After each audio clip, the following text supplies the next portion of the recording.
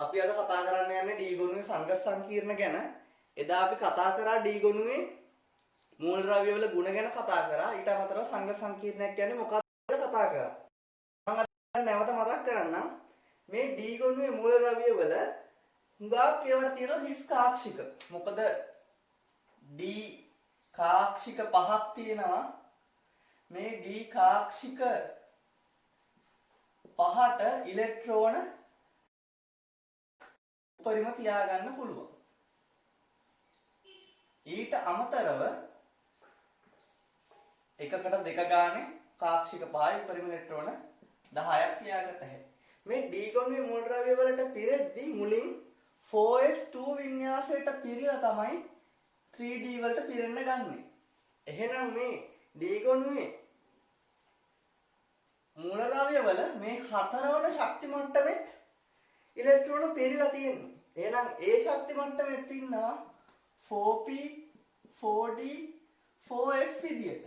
එහෙනම් මේ D ගුණයේ මූලද්‍රව්‍ය වල විශේෂත්වය තමයි ඒගොල්ලෝගේ හිස් කාක්ෂික තියෙනවා.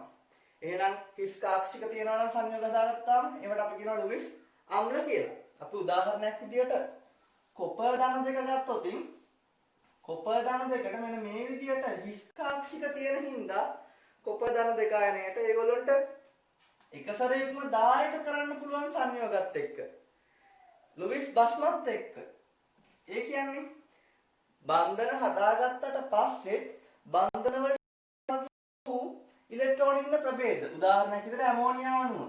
ඇමෝනියා අණුවේ බන්ධන හදාගත්තට බන්ධන වලට සහභාගී නොවු එකසර තියෙනවා.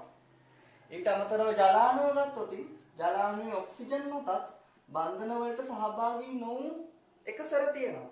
මෙන්න මේ වගේ ප්‍රභේදات එක්ක සංගත සංකීර්ණ හදා ගන්න පුළුවන් කියලා අපි කතා කරා. ඇමෝනියාට මෙහෙම ඉලෙක්ට්‍රෝන 10ක කරන්න පුළුවන්. මම මේ එදා කරපු එක නැවත මතක් කිරීමක් කරන්නේ. අද අපි ප්‍රධානව කතා කරන්නේ මේ සංගත සංකීර්ණ ඔක්කොම ගැන සිලබස් එකේ තියෙන. එතකොට මෙන්න මේ විදියට මේ ඉලෙක්ට්‍රෝන 10ක කරන ප්‍රභේද වලට අපි කියනවා ලිගන කියලා. ලිගන. එතකොට කොපර් කියන්නේ මධ්‍ය ලෝහය.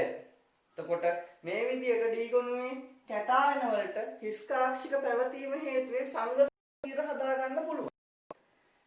එතකොට මේ සංඝ සංකීර්ණ බොහෝමයක් වර්ණවත් සංගත සංකීර්ණ. ඒකට හේතුව තමයි අසම්පූර්ණ ඩීපෙරීම් පැවතීම. අසම්පූර්ණ ඩීපෙරීම් එක්ක මතක් වෙන දෙයක් තමයි අපි එදත් කතා කරා ආන්තරික මූලද්‍රව්‍ය.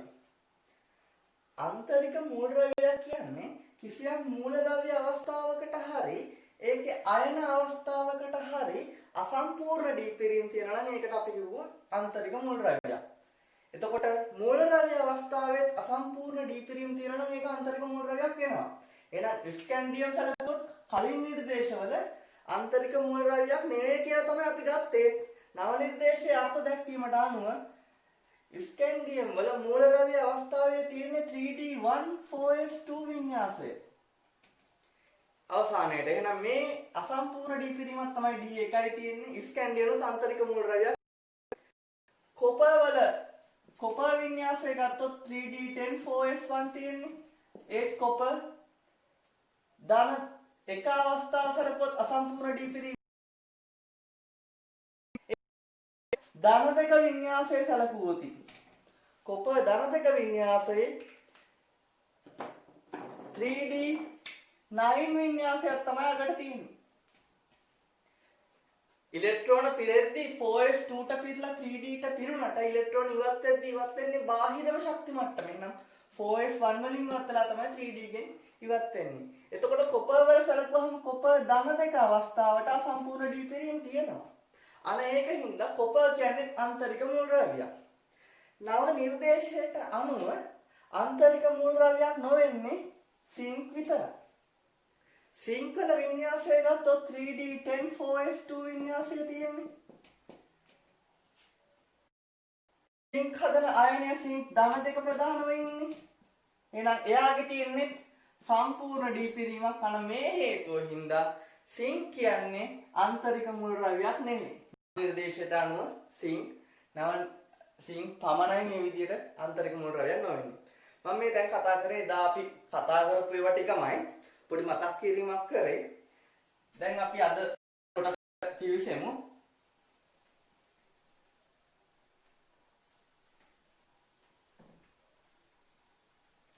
එතකොට මේ සංගත සංකීර්ණ වර්ණවත් වෙන්න ඔය විදිහට සම්පූර්ණ ඩීපිරින් තියෙන ප්‍රභේදවල. ඒක පොඩ්ඩක් කෙටියෙන් මතක තියාගන්න හිම මතක තියාගත්තම ලේසි. දැන් මම කතා කරන්න යන්නේ මුලින්ම මේ සංගත සංකීර්ණවල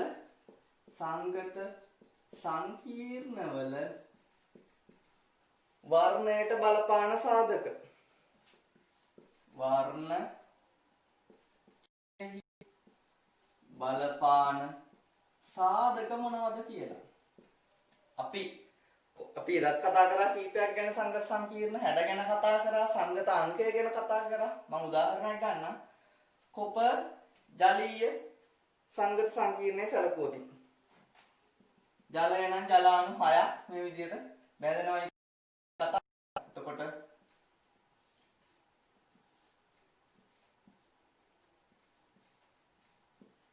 ජලාණුවේ ඔක්සිජන් මත ඉන්න බන්ධන වලට සහභාගී වූ එකසර මේ විදිහට දායක බන්ධන හදා ගන්නවා ජලයත් එක්ක. එතකොට කොප ධන දෙක ජලයේ තියෙන මේ විදිහට එකසර ගන්නවා. අපි ජලයට කියන්නේ ලිගණය කියලා. මේ හදන බන්ධනය මොකද්ද? දායක බන්ධනය. එතකොට මේ සංගත සංකීර්ණය ගත්තොත් බන්ධන වර්ග කොච්චරක් තියෙනවද? මෙතන ලිගණයයි මධ්‍ය ලෝහ කැටාණය අතර දායක බන්ධන තියෙනවා. ජලාණුවේ සාසංජ බන්ධන තියෙනවා. මේකෙන් හැදෙන අයනයක් කොප අයනය ජලාණු 6ක් එක්ක මේක අයනයක්. මේක සමහරක් විට ඍණ කොටසක් හිටියොත් එයත් එක්ක අයනික බන්ධනයකුත් මෙතන පවතින්න පුළුවන්. දැන් අපි කතා කරමු මොකද්ද මේ සංගත සංකීර්ණ වර්ණය කෙරෙහි බලපාන සාධක. ප්‍රධාන සාධකයක් තමයි මේ මධ්‍ය ලෝහ අයනය අනුව වර්ණය වෙනස් වෙනවා. කොප වෙනුවට වෙන කෙනෙක් හිටියොත් ජලයත් එක්ක වර්ණය වෙනස්. එහෙනම් පළවෙනි දේ තමයි බලපාන සාධකය මධ්‍ය ලෝහ අයනය. ඊට අමතරව කොප ධන දෙක හිටියොත් මේ පාට වර්ණයක් ගෙන දෙන්නේ. අපි ඒකත් කතා කරා මේක. මේකේ කොප ධන එක හිටියොත් සම්පූර්ණයෙන් තත්ත්වය වෙනස්. ඒක අවර්ණ සංයෝග තමයි හදන්නේ. මොකද කොප ධන එක කියන්නේ ආන්තරික නොවන අවස්ථාව. සම්පූර්ණයෙන් ඉලෙක්ට්‍රෝන පිරිච්ච වින්‍යාසයක් තමයි තියෙන්නේ. එහෙනම් මේ මධ්‍ය ලෝහ අයනයේ ඔක්සිකරණ අංකය අනුවත් වර්ණය වෙනස් වෙනවා. මධ්‍ය ලෝහ අයනයේ ඔක්සිකරණ අංකය. මොකද කොප හිටියයි කියලා කොපගේ ඔක්සිකරණ අවස්ථාව වෙනස් වුණොත් වර්ණය වෙනස්. ඊට අමතරව අපිට හොඳට පේනවා මේ ඉලෙක්ට්‍රෝන දායක කර ප්‍රභේදය. ලිගණය වෙනස් වෙන්නත් වර්ණය වෙනස් වෙනවා. ලිගණයේ ස්වභාවය.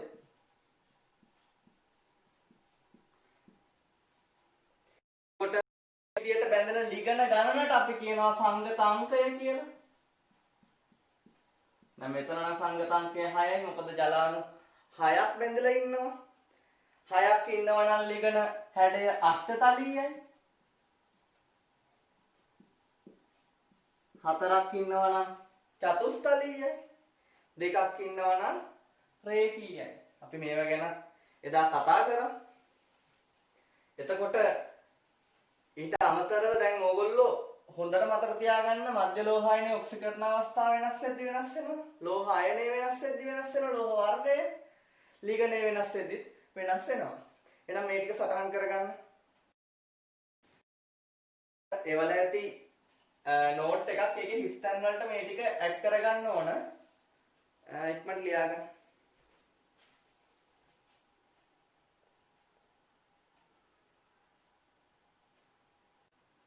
දැන් මම මූල ද්‍රව්‍යයට කතා කරන්න යන්නේ සංගත සංකීර්ණ ගැන.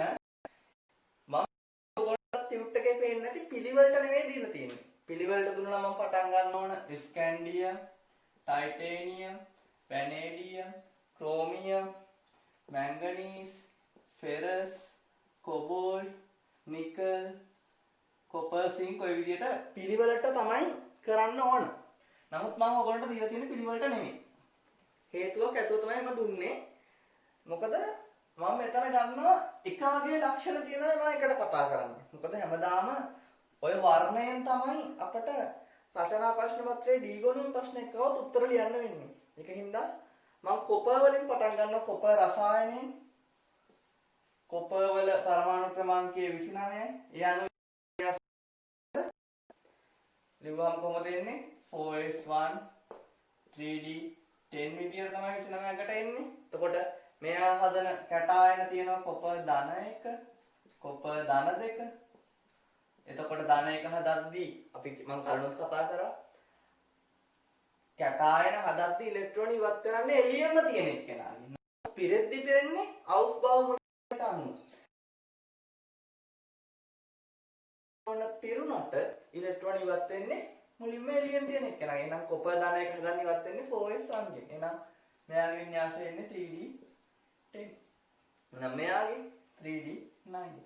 මෙනා සම්පූර්ණ ඩී පිරීමක් තියෙනවා. කොපර් කියන්නේ කොහොමද අන්තරික මූල ද්‍රව්‍ය? මොකද මූල ද්‍රව්‍ය අවස්ථාවකට හෝ එක අයන අවස්ථාවකට හරි අසම්පූර්ණ ඩී පිරීම තියෙනවා නම් ඒක අන්තරික මූල ද්‍රව්‍යයක්. දැන් මම කතා කරන්න යන්නේ කොපර් වල සංගත සංකීර්ණ ගැන. අපි මුලින්ම කොපර් ජලීය ද්‍රාවණයක් සැලකුවොතින් කොපර් ධන 2 ජලීය ද්‍රාවණයක් සැලකුවොතින් කොපර් වෙනම ජලය වෙනම ඉන්නේ නැහැ. මොකද කොපර් වල හිස්කාක්ෂික තියෙනවා. කොපර් කැමති ජලයෙන් ඉලෙක්ට්‍රෝන ලබාගෙන දායක බන්ධන හදාගෙන සංගත සංකීර්ණයක් විදිහට ඉන්න. එහෙනම් කොහොමද ඉන්නේ? හොඳට මතක තියාගන්න හැම වෙලාවෙම ජලාණු බැඳෙනවා නම් ජලාණු 6ක් තමයි බැඳෙන්නේ.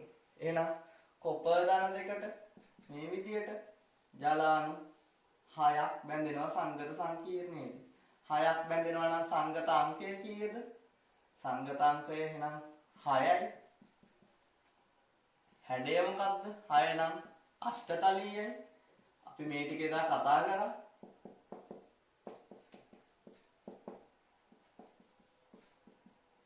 මේ විදිහට ජලාණු 6ක් බැඳෙනවා. මේකේ සංගත සංකීර්ණයේ සූත්‍රය ලියද්දි කොහොමද ලියන්නේ? මුලින්ම කැටායනය ලියනවා.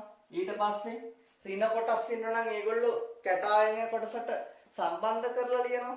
අන්තිමටම තමයි උදාසීන කොටස ලියන්නේ. නමුත් මෙතන ඍණ කොටස් නැහැ. එහෙනම් අපි උදාසීන ජලය තමයි ලියන්නේ. ජලාණු 6යි. අපි මෙතනදී ආරෝපණ යොදන්නේ නැහැ. කොපර් ධන 2 හිටියට මෙතන සටහන් කරන්නේ ඒගොල්ලෝ කොටු වරහන එළිය උඩින් සටහන් කරනවා. එහෙනම් අපි බලමු ආරෝපණ. කොපර් වල ධන 2යි. ජලාණු ආරෝපණයක් නැහැ. එහෙනම් සමස්ත ආරෝපණය කීයද? කොපර් ධන 2 තමයි මේ සංගත සංකීර්ණයේ සමස්ත ආරෝපණය. මේක තමයි සංගත සංකීර්ණයේ සූත්‍රය වෙන්නේ. එතකොට හැඩය වෙන්නේ අෂ්ටතලීයයි. මොකද ජලාණු 6ක් බැඳිලා තියෙනවා. සංගත අංකය වෙන්නේ 6. ඇයි එහෙම වෙන්නේ? ලිගන 6ක් බැඳිලා තියෙන හින්දා. එතකොට අපි මෙයාගේ නාමකරණය ගැන අපි ඩී ගුණය වෙනම කතා කරනවා. නමුත් මම මෙතනදිත් පොඩ්ඩක් මතක් කරගෙන යනවා. මොකද එතකොට ඔයගොල්ලන්ට ඩී ගුණයේ නාමකරණය අන්තිමට ලේසි හොඳටම. මුලින්ම අපි ලියන්නේ බැඳුණු ලිගන කොටස් තමයි මුලින් නම් කරන්නේ. ඒක නම් කරද්දී ඇල්ෆබටිකල් ඕඩර් එකට ඉංග්‍රීසි හොඩියේ ABCD පිළිවෙලට තමයි කියලා. එතකොට ජලාණු 6ක් ඉන්නවා. හෙක්සා, ඇක්වා, ඊට පස්සේ කැටායනය. දැන් මේ හෙක්සා වල 6ක් ඉන්නේ හින්දා හෙක්සා එච් අකුර නෙවෙයි සලකන්නේ සංගත සංකීර්ණයට බැඳුණු ලිගනයේ මුල අකුර. ඒ අකුර තමයි අපි සලකන්නේ. මෙතන ජලයේ විතරක් ඉන්න කොහොමත් ඇක්වා වලින් තමයි පටන් ගන්න. ජලය 6ක් ඉන්න හින්දා හෙක්සා, ඇක්වා, ඊළඟට කැටායනය. කොපර් ඊට පස්සේ වරහන් ඇතුලේ සටහන් කරන්න ඕනේ එයාගේ ඔක්සිකරණ අංකය. මෙතන නම් ධන 2. අයන් තමයි නාමකරණේ නම වෙන්නේ. මෙතනදී බය වෙන්න මම නාමකරණය වෙනවම කරනවා ඔයගොල්ලන්ට. ඔන්න දැන් අපි කොපර් ජලීය ද්‍රාවණය කතා කරා. මේ හැදෙන එකේ වර්ණයකින් එකට හොඳට මතක තියෙන්න ඕනේ. මෙන්න මේකේ වර්ණය නම් ලා නිල් පාටක් තමයි වෙන්නේ. පාස් පේපර්ස් වල නිල් පාට කියලා සලකනවා මේක. ලා නිල් පාට. මම ඔයගොල්ලන්ට මීට අමතරව වීඩියෝ සීරීස් එකකිනුත් D ගුණුවේ වර්ණ වල ඔක්කොම ප්‍රැක්ටිකල්ස් ටික දෙනවා. එතකොට ඔයගොල්ලන්ට වීඩියෝ එක බලලත් හොඳට මතක තියාගන්න පුළුවන්. ඊළඟට අපි කරන්නේ මේ කොපර් ජලීය ද්‍රාවණයට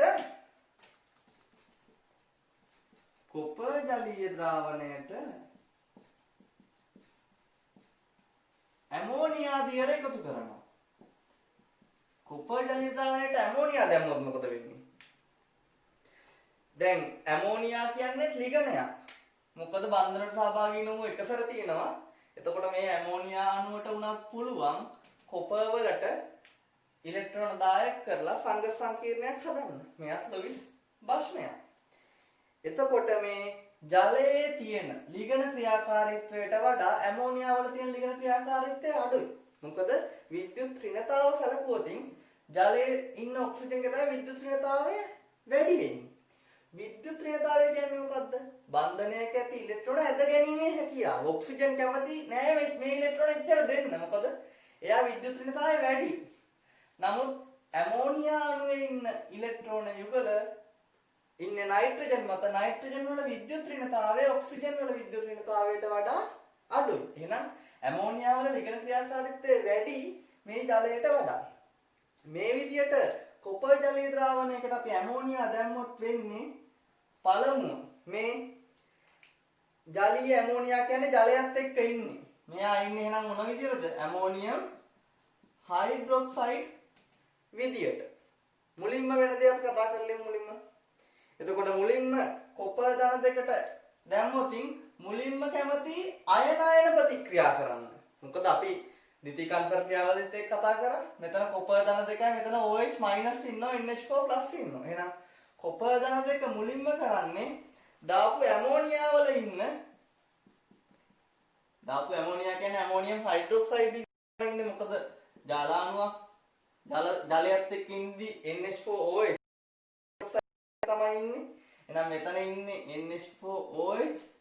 මුලින්ම වෙන්නේ මොකද්ද? මේ කොපර් ධන දෙක මෙයාගේ OH මයිනස් එක්ක එකතු වෙලා කොපර් හයිඩ්‍රොක්සයිඩ් විදියට අවක්ෂේප වෙනවා. NH4+ ඉවත් වෙනවා. මුලින්ම අයනායන ප්‍රතික්‍රියා ශීඝ්‍රතාවය වැඩි. එහෙනම් මුලින්ම කොපර් ජලීය ද්‍රාවණයට ඇමෝනියා දැම්මම වෙන්නේ කොපර් හයිඩ්‍රොක්සයිඩ් කියන නිල් පාට ජලීය ද්‍රාවණයට කොපර් හයිඩ්‍රොක්සයිඩ් එන්න මොන පාටද? නිල් පාටම වෙන්න බෑ. නිල් ජලීය ද්‍රාවණයක අවක්ෂේපයක් හැදුනොත් එහෙනම් මේක නිල් පාට අවක්ෂේපයක් ඇති වෙනවා.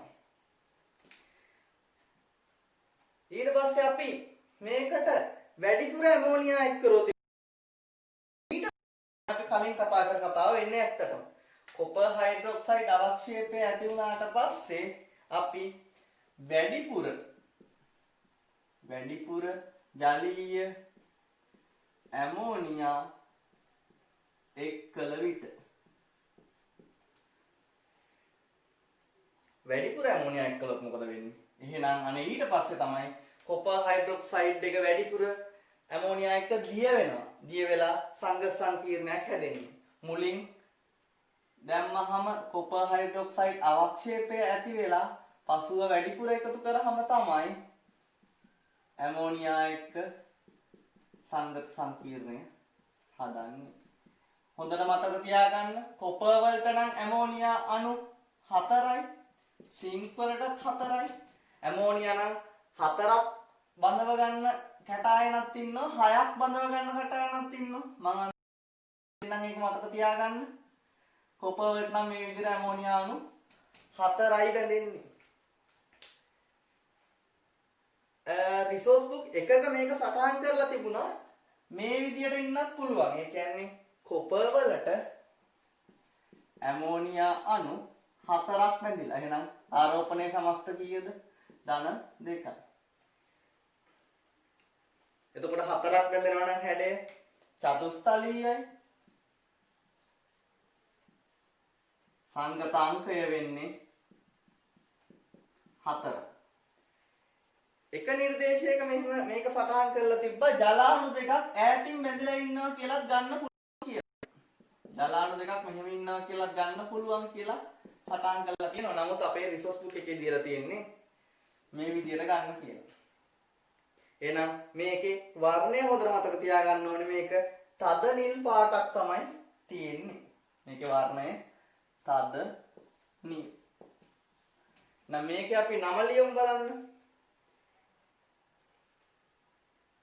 ඇමෝනියා අණු 4යි. එහෙනම් ඇමෝනියාට කියන්නේ ඇම්මීන් කියලා. ඒවත් දැම්මම ටික ටික මතක තියාගන්න. ඒක ලේසි. ටෙට්‍රා ඇම්මීන්,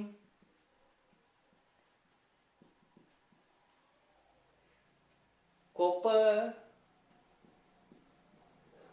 2 iron. මම මේ දැන් මේ නාමකරණය කියන්නේ අවසානයේට ඔකට නාමකරණය කරද්දි පොඩ්ඩක්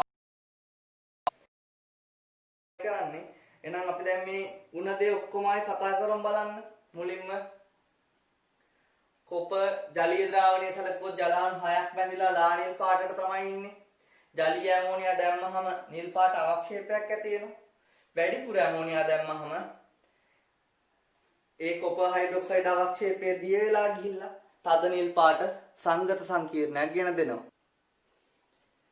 අපි ඊළඟට කතා කරන්න යන්නේ කොපර් ජලීය ද්‍රාවණයකට කොපර් ජලීය ද්‍රාවණයකට සාන්ද්‍ර HCl දැම්මම මොකද වෙන්නේ? සාන්ද්‍ර HCl එකතු කළ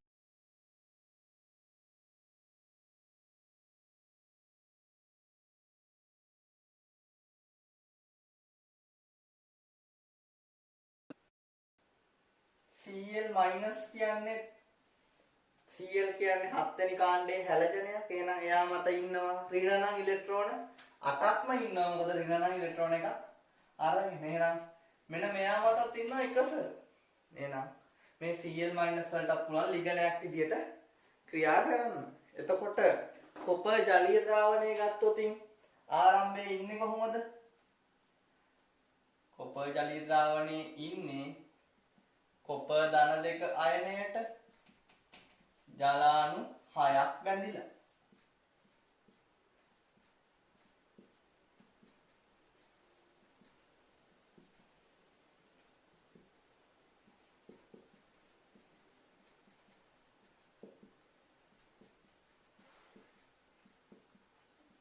මෙන්න මේ විදිහට තමයි ඉන්නේ.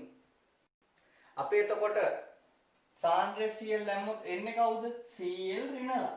ඍණ ඉලෙක්ට්‍රෝන විකර්ෂකයි. මෙයාගේ ලිගන ක්‍රියාකාරීත්වය ඉතාමත් අධිකයි. මොකද ඉලෙක්ට්‍රෝන ඇද ගන්න කැමති නැහැ. ඉලෙක්ට්‍රෝන දෙන්නයි කැමති. ඍණ ආරෝපණයක් තියෙන හින්දා. මෙයාට දැම්මොත් මොකද්ද වෙන්නේ? ආරම්භ Cl බිඳුවක් දැම්මොත් මුලින්ම වෙන්නේ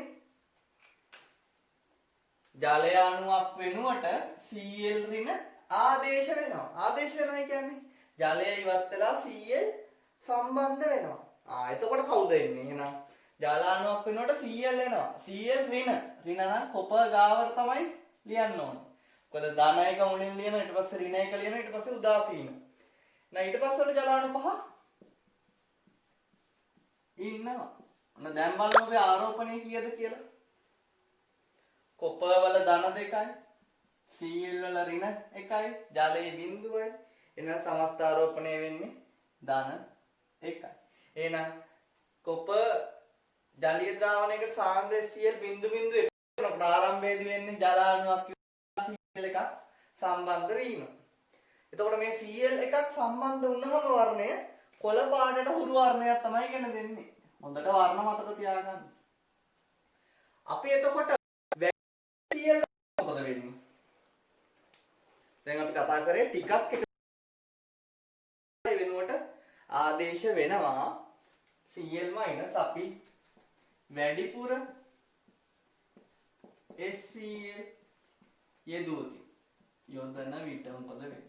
ජලාණු සියල්ලම ඉවත් වෙලා යනවා. මොකද Cl ගොඩාක් ඉන්න හින්දා, එයා ප්‍රබල හින්දා. එතකොට වෙන්නේ කොපර් වෙනුවට Cl ඍණලා Cl- ලා 4 දෙනෙක් සම්බන්ධ වෙනවා. හොඳට මතක තියාගන්න Cl ඍණ නම් හැම වෙලාවෙම 4යි සම්බන්ධ වෙන්නේ කියලා. හැම එකකටම අපේ නිර්දේශයේ තියෙන සෑම කැටායනයකටම Cl ඍණ ලිගනයේ විදියට ඉන්නවා නම් Cl ඍණ 4යි උපරිම සම්බන්ධ වෙන්න පුළුවන් වෙන්නේ. එහෙනම් කොපර් ධන 2කට Cl ඍණ හතරක් මේ විදිහට සම්බන්ධ වෙනවා.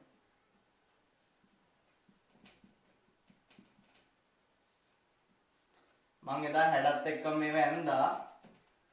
අද මම මෙහෙම අදිනවා. එතකොට Cl ඍණල 4 නම් හැඩය මොකද්ද? කොපර් ධන දෙක ඉන්නවා.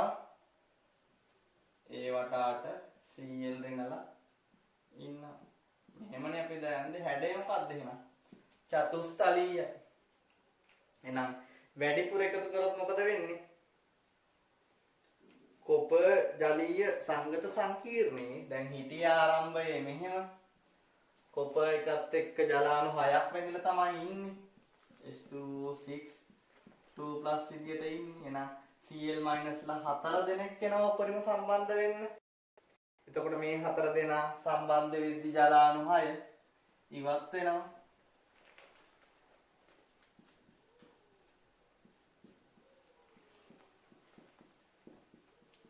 ජලයට වඩා Cl වල Cl- වල ලිගන ක්‍රියාකාරීත්වය ඉතාමත් අධික හින්දා තමයි මෙහෙම වෙන්නේ. මේවා හේතු නම් තාම අහලා නැහැ, උගන්වන්නත් නැහැ. මම හේතුත් එක්කම කියන්නේ මොන ප්‍රශ්නයක් ආවත් එතකොට මොනට හිතන්න පුළුවන් මේවයි කියලා වෙන්නේ. සම්බන්ධනයේ වර්ණයේ විශේෂයෙන් මතක තියාගන්න වර්ණය කහ පාටයි. එහෙනම් කොළ වෙලා තමයි කහ පාට වෙන්නේ. Cl එකක් සම්බන්ධ වුණාම කොළ වෙනවා. වැඩිපුර දැම්මම Cl ඔක්කොම සම්බන්ධ වෙනානේ 4ක් ජලාණු 6 ඉවත් වෙලා. එතකොට මේකේ හැඩය මොකද්ද? 4 නම් හැඩය චතුස්තලීයයි. චතුස්තලීයයි. සංගත අංකය 4යි. මේකේ නම මොකද්ද? ටෙට්‍රා ක්ලෝරෝ කොපර් 2 අයන්. එතකොට මම නාමකරණයේදී ටික කරනවා. මෙතන මම ප්‍රත්‍යාවර්ත ලකුණක් දැම්මා. ප්‍රත්‍යාවර්තය කියන්නේ මොකද්ද? ප්‍රතික්‍රියාව. ප්‍රතික්‍රියක ඵල බවට පත් වෙනවා වගේම ඵල නැවත ප්‍රතික්‍රියක බවට පත් වෙන්න පුළුවන් ප්‍රතික්‍රියාව වලට තමයි අපි ප්‍රත්‍යාවර්ත ප්‍රතික්‍රියා කියලා කියන්නේ. එහෙනම් මේකට ප්‍රත්‍යාවර්ත දැම්මේ ඇයි? හොඳට අහගන්න මේ කොටස. දැන් අපි කොපර් ජලීය ද්‍රාවණයට Cl- දැම්මොත් ප්‍රතික්‍රියකයක් දැම්මොත් මේක ඇත්තටම විස්තර වෙන්නේ සමතුලිතතාවයේ පාඩමේ තමයි මෙතන හේතුව තියෙන්නේ. ලෙචටර්ලිය මූලධර්මය. ඕගොල්ලොත් ඒක තාම කරලා නැහැ. තාම ඉනෝගනික් වලට පස්සේ ගොඩක් පස්සේ තමයි සමතුලිතතාවය අපිට තියෙන්නේ. ඕගනික් චාලකය කරාට පස්සේ තමයි අපිට සමතුලිතතාවය තියෙන්නේ. නමුත් මම මෙතන හේතුව කතා කරලා යනවා. කොපර් ජලීය ද්‍රාවණයට Cl- දැම්මොත් වෙන්නේ ඉදිරි ප්‍රතික්‍රියාව වෙන එක. ඒකින්ද CuCl4 චතුස්තලීය සංගත සංකීර්ණය ලැබෙනවා කහ පාට. ලෙචටලිය කියන එක්කෙනා කියලා තියෙනවා ප්‍රත්‍යාවර්ත ප්‍රතික්‍රියාව. ඒ කියන්නේ දෙපැත්තටම වෙන්න පුළුවන් ප්‍රතික්‍රියාවක්. ගතික සමතුලිතය ඇති විට. ගතික සමතුලිතය ඇති වෙනවා කියන්නේ මේ දෙන්න ප්‍රතික්‍රියා කරලා මෙයා හැදෙනවානේ. කොපර් ජලීය. Copper CuCl4 සංගත සංකීර්ණය. මෙයත් නැවත මේගොල්ල වෙන්න පුළුවන්නේ. මේ දෙන්නගේ ශීඝ්‍රතාව දෙක සමාන නම්. ඒ කියන්නේ වෙනසක් වෙන්නේ නැහැ. මේගොල්ලෝ දෙන්න ප්‍රතික්‍රියා කළා මේගොල්ලෝ හැදෙන ශීඝ්‍රතාවයේ මේ දෙන්න ප්‍රතික්‍රියා කළා මේ දෙන්න හැදෙන ශීඝ්‍රතාවයේ සමාන නම්. ඒකට අපි කියනවා ගතික සමතුලිතතාවය කියලා. මෙහෙම ඉන්නකොට තමයි මේ වර්ණය ඇති වෙන්නේ. අපි මොන හරි වෙනසක් කරෝති. හිතන්නකො මේ පද්ධතියට අපි තව දැම්මා කියලා SCl. එතකොට SCl අඩු කරගන්න තමයි සැකසෙන්නේ. කියන්නේ ගතික සමතුලිතයේ ඉන්න පද්ධතියක මොන හරි කෙනෙක්ගේ සාන්ද්‍රණය වෙනස් කරාම ඒ සාන්ද්‍රණය මුල් තත්ත්වයට ගේන්න තමයි පද්ධතිය සැකසෙන්නේ.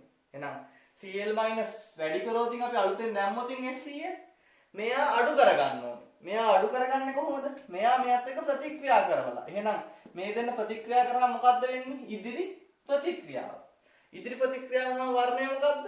කහ පාට. පැහැදිලිද?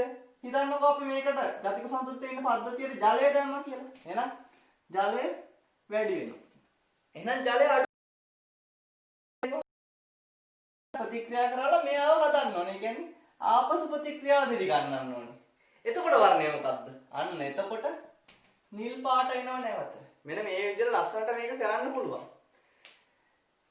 මේ සංඝ සංකීර්ණ මෙහෙම ඉන්න එකට අපි ජලය දැම්මොත් නිල් වෙනවා.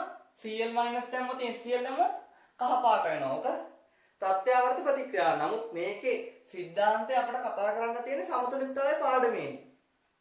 හරිද? මේක ප්‍රත්‍යාවර්තයි කියලා හොඳට මතක තියාගන්න. එහෙනම් ඔය ටිකක් සටහන් කරගන්න. එහෙනම් අපි කොපර්වල කතා කරා. මෙච්චරයි කොපර්වල සංගසක් කියන කතා කරන්න තියෙන්නේ. ඒත් මම පොඩ්ඩක් අමතරව කතා කරනවා කොපර් ධන එක ගැනත්. ඔයගොල්ලන්ට පොඩ්ඩක් වැඩි කියලා හිතේ වැඩි නෑ මම මෙතනට ඇත්තටම ඩීගොනු වුණාට රෙඩොක්ස් කොටසත් මෙතනින් කතා කරනවා මේ මූල ද්‍රව්‍ය වලට සම්බන්ධ ඒවා. රෙඩොක්ස් ටිකයි අනිත් කැටයන ගැන කතා කරනවා සංග සංකීර්ණ නැති ඒවා ගැනත්. මොකද අපිට ඉනෝගනික් ප්‍රශ්නයක් එද්දී ඔක්කොම එකතු කරලා තමයි එන්නේ. ඔය S ගොනු P ගොනු D ගොනු කාණ්ඩ විශ්ලේෂණ ඔක්කොම පටලවල තමයි ප්‍රශ්නේ ඉන්නේ. ඇත්තටම හොඳ මතකයක් තියෙන්න ඕනේ ඉනෝගනික් වලට. ඉනෝගනික් කියන එක එදිනෙදා ප්‍රැක්ටිස් කරන්න ඕනේ. ඇත්තටම ඉනෝගනික් හරියන්නේ ප්‍රශ්න කරන්න තමයි ඉනෝගනික් හරියන්නේ. අපි වෙනම පේපර් ක්ලාස් වල ඔයගොල්ලන්ට ලබන සතියේ ඉඳන් පටන් ගන්නවා. ඉනෝගනික් වල 1974 ඉඳන් ඔක්කොම මේ වෙනකම් ආපු පාස් පේපර්ස් ඔක්කොම නව නිර්දේශයට අනුව හදලා විවරණ කරලා එකින් එකට කතා කරන්න ගන්න මුලින්ම පාස් පේපර්ස් ටික 1974 ඉඳලා. ඊට පස්සේ මගේ model papers London A level papers ඔක්කොම කරන්න ඕනේ. මොකද ඉනෝගනික් කියන එක නොකර හිටියොත් අමතක වෙනවා. ඕගනික් ඊට වඩා වෙනස්. ඕගනික් ක්‍රමය අල්ලගත්තොත් අවුලක් නැහැ.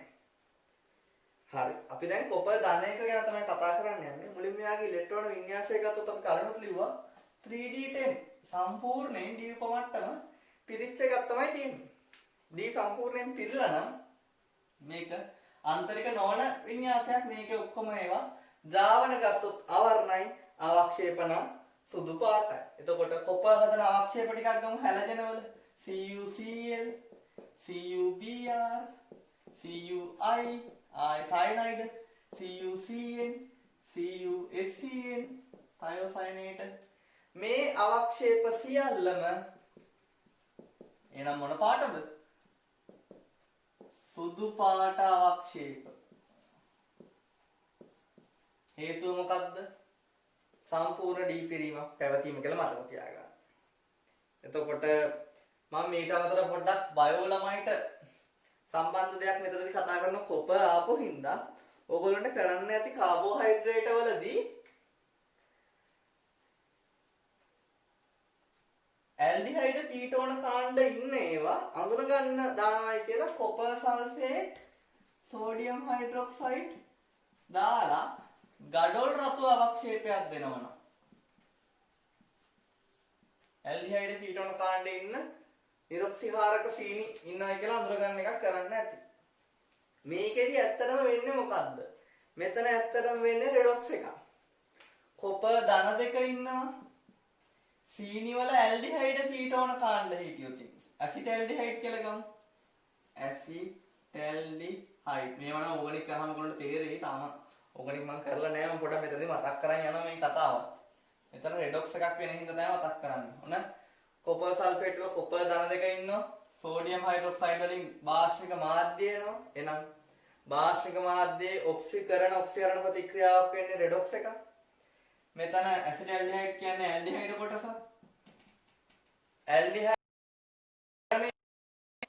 ඇල්ඩිහයිඩේ ඉන්නේ මෙන්න මෙහෙම කොටසක්. මෙයාට පුළුවන් ඔක්සිකරණය වෙන්න.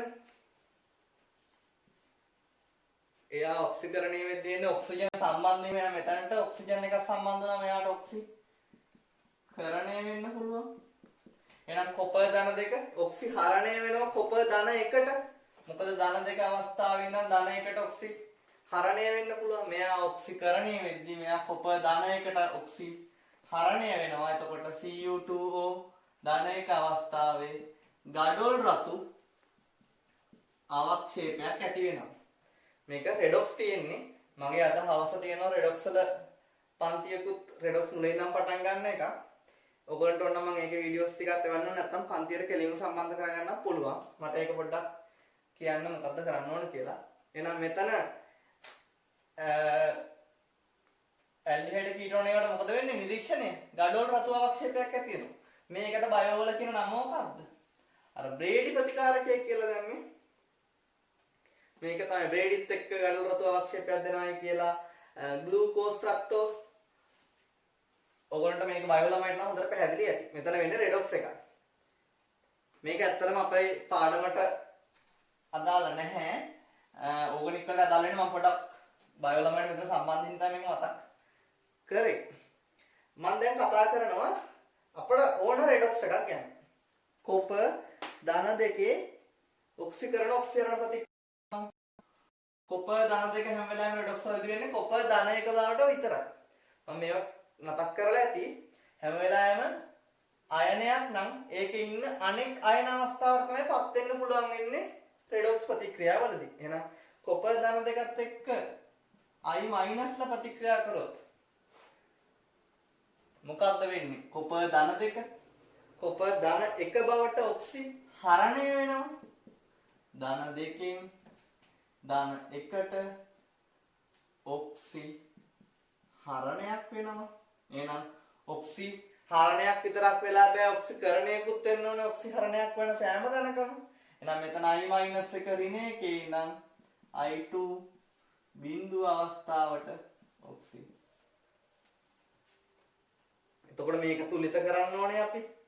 මුලින්ම මම මේවට කෙටි ක්‍රම කියා දීලා ඇති. අද පන්තියේදීත් මේ ටික නැවත කියා දෙනවා ඔයගොල්ලන්ට. මෙතන වෙන්නේ ඔක්සි කරණයක්.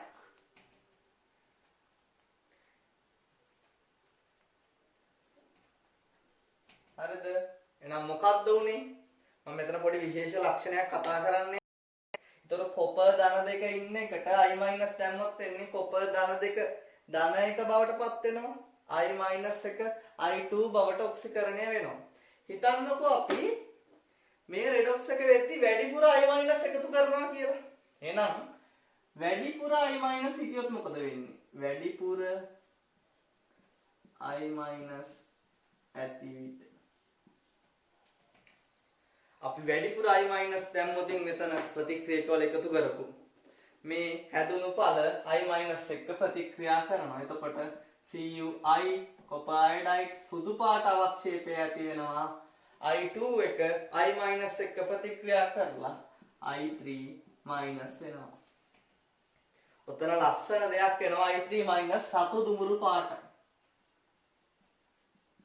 එහෙනම් මොකද්ද වෙලා තියෙන්නේ? කොපර් අයඩයිඩ් කියන සුදු පාට අවක්ෂේපයේ ඉන්නවා ඕන. සුදු පාට අවක්ෂේපය. එතකොට I3 කියන්නේ රතු දුමුරු පාටයි. එතකොට මේ සුදු පාට අවක්ෂේපයේ වටේ තැම්පත් වෙනවා රතු දුමුරු. මේක නිකන් චොකලට් බෝල වගේ මේක නිකන්. එහෙම සංග නිරීක්ෂණයක් ලැබෙනවා. මේක ඇත්තටම ලස්සනට නිරීක්ෂණ ලැබෙන ප්‍රැක්ටිකල් එකක්. හරිද? ඊට පස්සේ මම කතා කරන්න යනවා කොපර් ධන එකේ දීදාකරණය ගැන. මේවා රෙඩොක්ස් වලට සම්බන්ධ ඒවා ටිකක් තමයි මේ දිගටම දැන් මම කතා කරන්න යන්නේ. ඩී ගුණයේ සංඝ සංකීර්ණ වලට සම්බන්ධයක් නැහැ. කොපර් ධන එක ගත්තොත් මෙයාට වැඩි වෙන්නත් පුළුවන්. ඒ කියන්නේ ඔක්සිකරණය හරණය වෙන්නත් පුළුවන්. කොපර් ධන එකට පුළුවන් කොපර් ධන දෙකට ඔක්සිකරණය වෙන්න. ඔක්සිකරණය. ඒ වගේම කොපර් ධන එකට අඩු වෙන්නත් පුළුවන් බිඳුව අවස්ථාවේ. කොපර් ලෝහය දක්වා ඔක්සි හරණය වෙන්නත් පුළුවන්. මේක තමයි එතකොට කොපර් වල දීදාකරණය.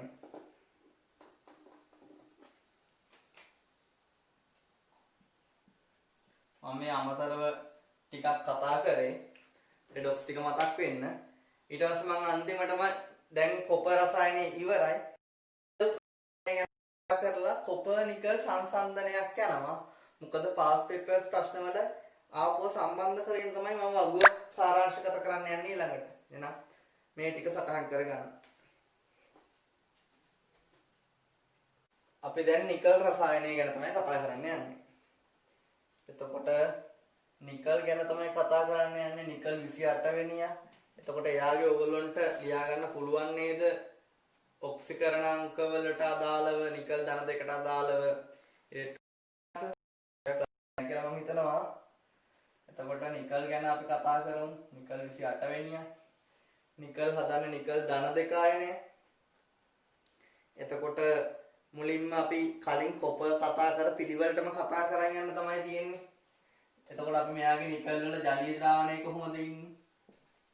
නිකල් ජලීය ද්‍රාවණය සැලකුවොතින් ඉන්නේ නිකල් ධන 1 මධ්‍යස්ථාන වෙලා ජලාණු 6ක් අෂ්ටතලීය වෙන්න බැඳිලා තමයි ඉන්නේ.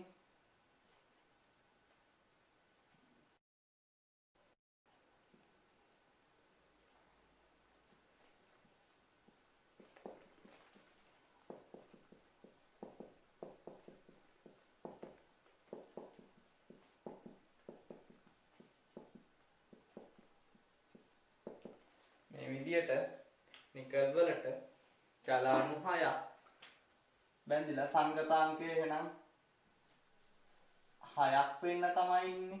නිකල් H2O 6යි අන්තිමට එළියෙන් ආරෝපණය දාන්න ඕනේ. නිකල් ධන 2යි ජලයට ආරෝපණය නැහැ. මෙයාගේ නම ගත්තොත් එතකොට ජලය 6යි හෙක්සා ඇක්වා නිකල් 2 අයනයක් නෙමෙයි. එතකොට මෙයාගේ හැඩය අෂ්ටතලීයයි.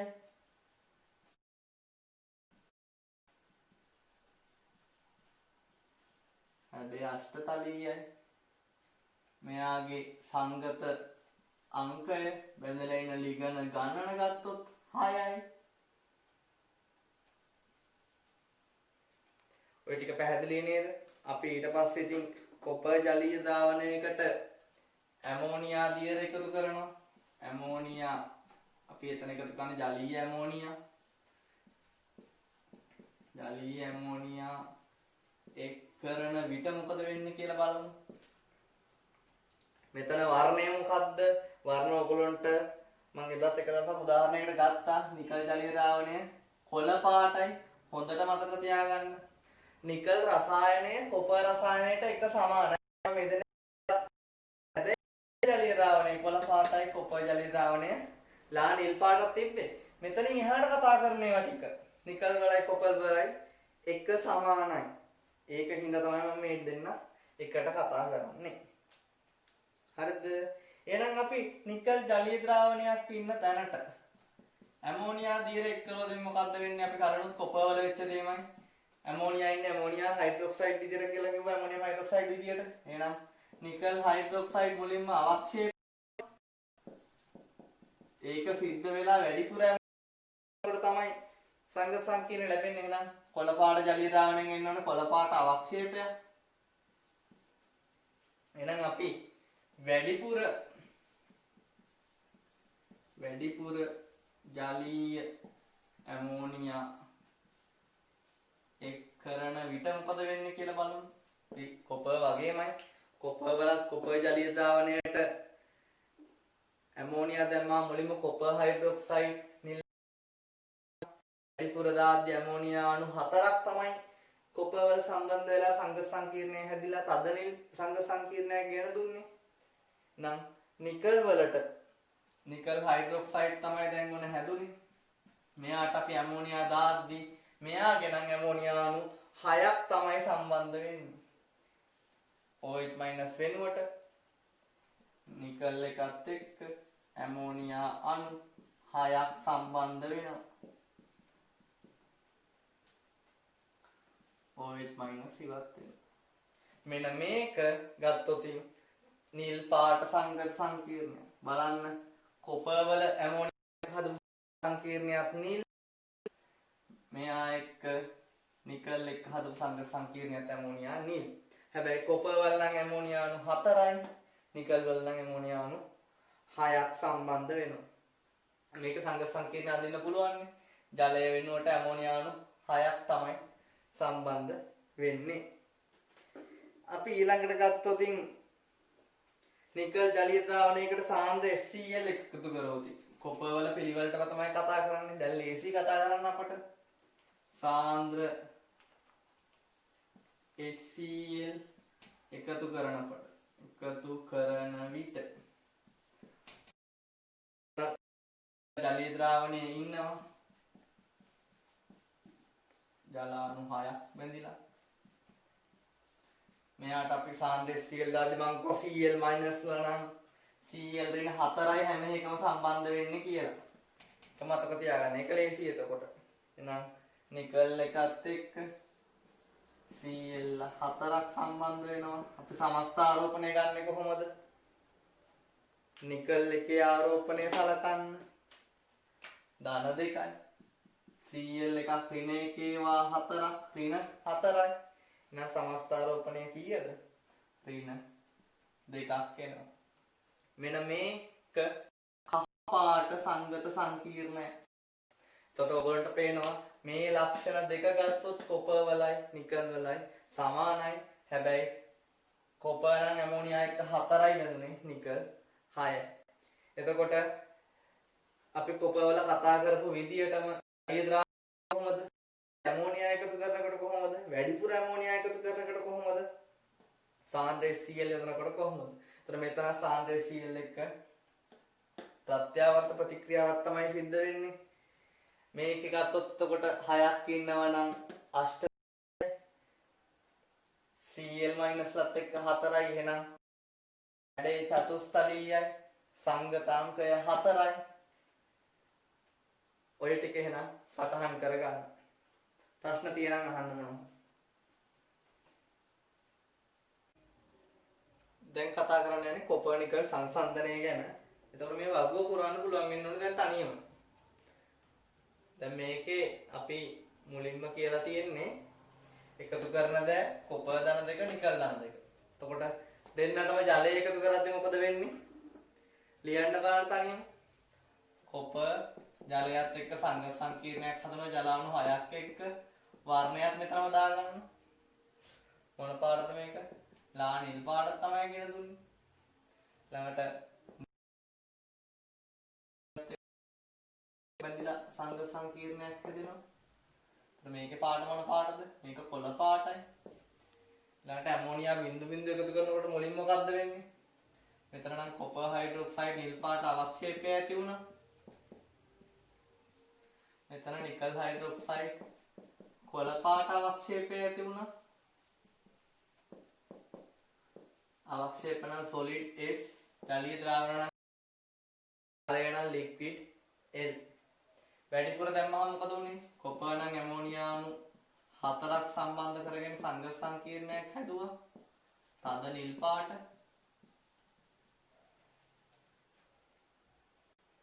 එතකොට නිකල් වලට දැම්මොත් නිකල් ඇමෝනියා අණු 6ක් එක්ක තමයි සංගත සංකීර්ණය හැදුවේ. ඒකත් නිල් පාටයි.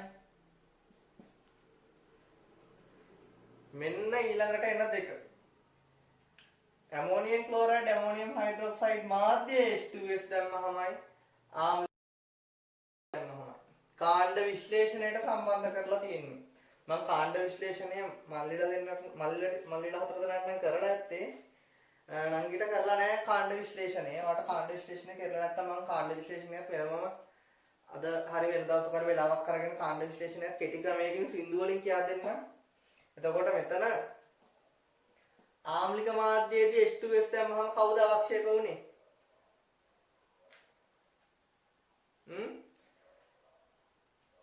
මම කරලා ඇති කාණ්ඩ විශ්ලේෂණයේ දෙවන කාණ්ඩයේ තමයි ආම්ලික මාධ්‍යයේදී H2S එක්ක අවක්ෂේප වුනේ කොපර් විතරයි. කොපර් ඇති වුණා. නමුත් නිකල් අවක්ෂේප වුන්නේ නැහැ ආම්ලික මාධ්‍යයේදී. මේ කියන්නේ මොකද්ද? කාණ්ඩ විශ්ලේෂණයේ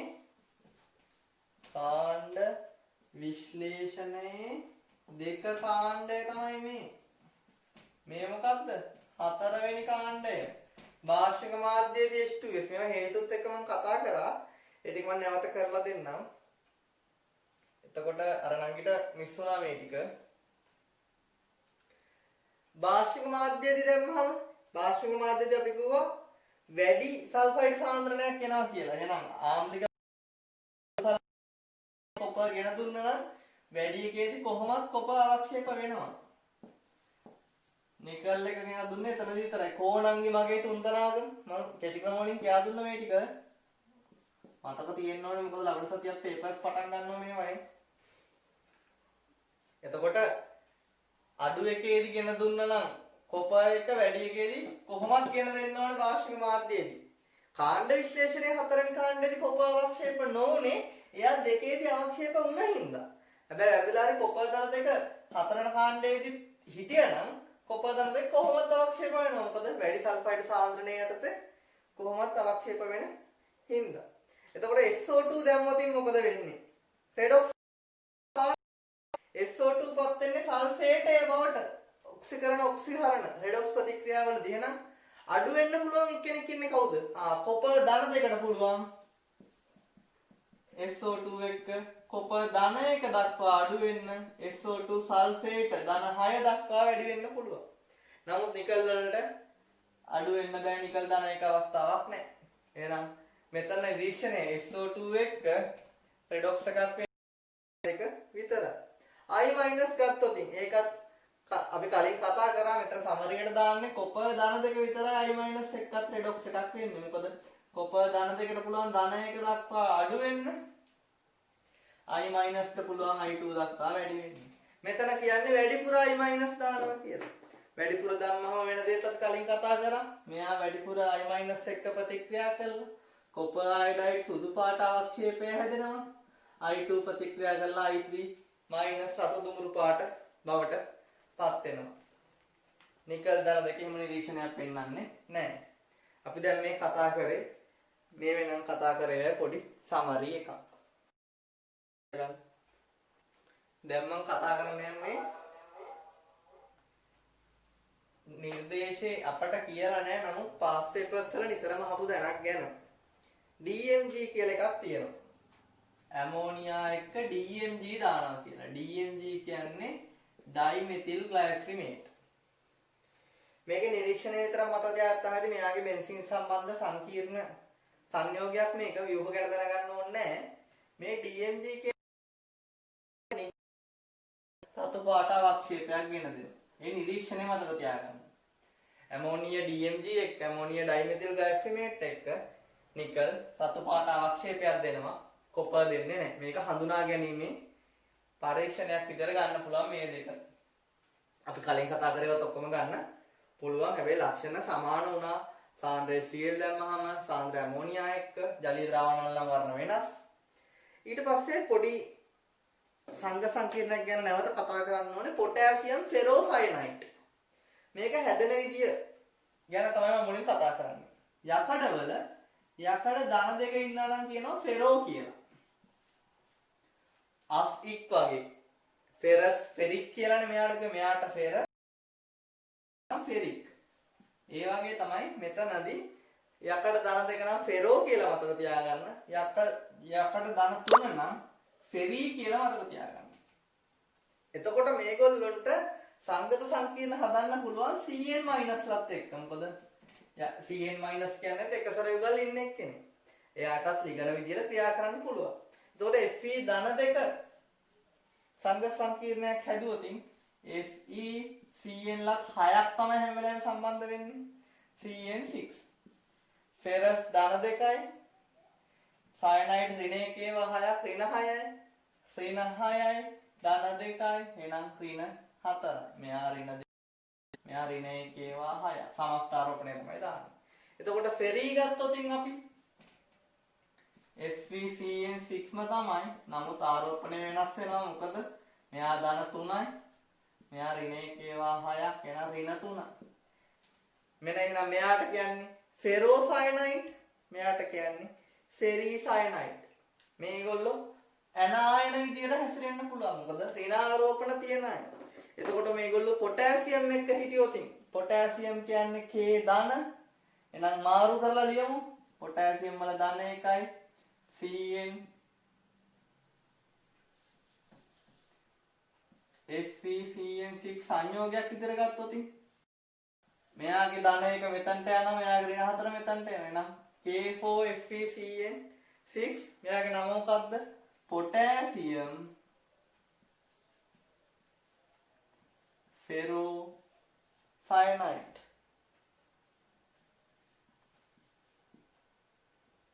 එතකොට පොටෑසියම් ෆෙරෝසයනයිඩ් කියන්නේ මෙයාට මම මේ පොඩ්ඩක් හැදුණු විදිය කියා දුන්න ක්‍රමයකින්. මොකද මේවා ලියන්න මේක යකඩ රසායනයේදී අපිට නැවත අහු වෙන තැන. කොපර් ධන දෙක හඳුනා ගන්නත් අපිට ගන්න පුළුවන්. පොටෑසියම් ෆෙරෝසයනයිඩ් යොදා ගන්න පුළුවන්. ඒකයි මම මෙතනට මේක ගැන කතා කරන්නේ. එතකොට ෆෙරි ගත්තොත් පොටෑසියම් එක්ක KFeCN6 මෙයාට ඍණ එනවා K3FeCN6 පොටෑසියම් ධන එක හින්දා මෙතනට යන්න ඕනේ. මෙයාගේ නම මොකක්ද? potassium ferricyanide.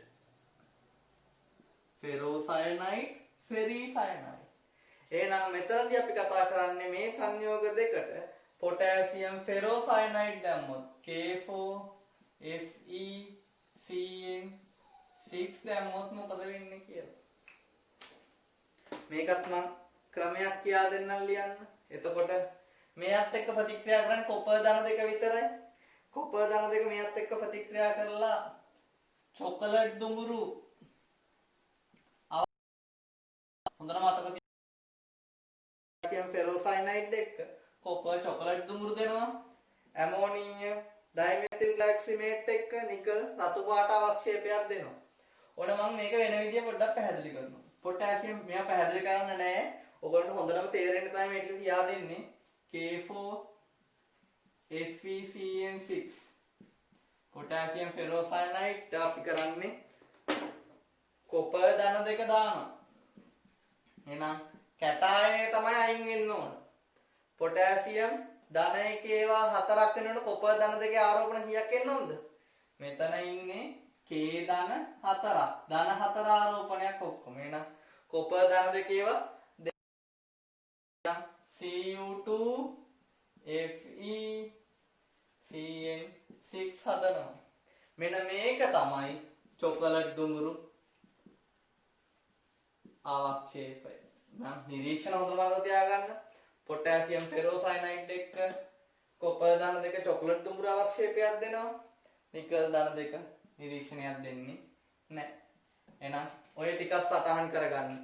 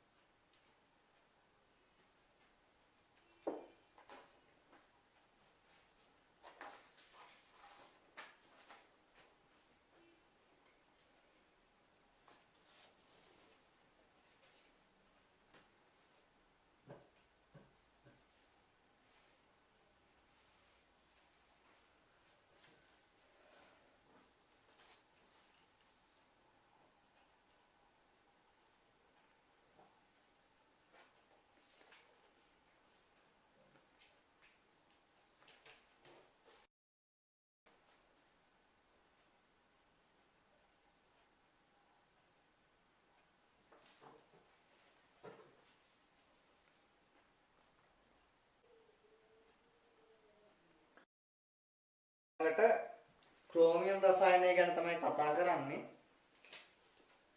ක්‍රෝමියම් වල පරමාණු ක්‍රමාංකය 24යි. ක්‍රෝමියම් වල ඉලෙක්ට්‍රෝන වින්‍යාස ලියද්දී ඔයගොල්ලෝ මතක ඇති පොඩි වෙනස්කමක් වුණා.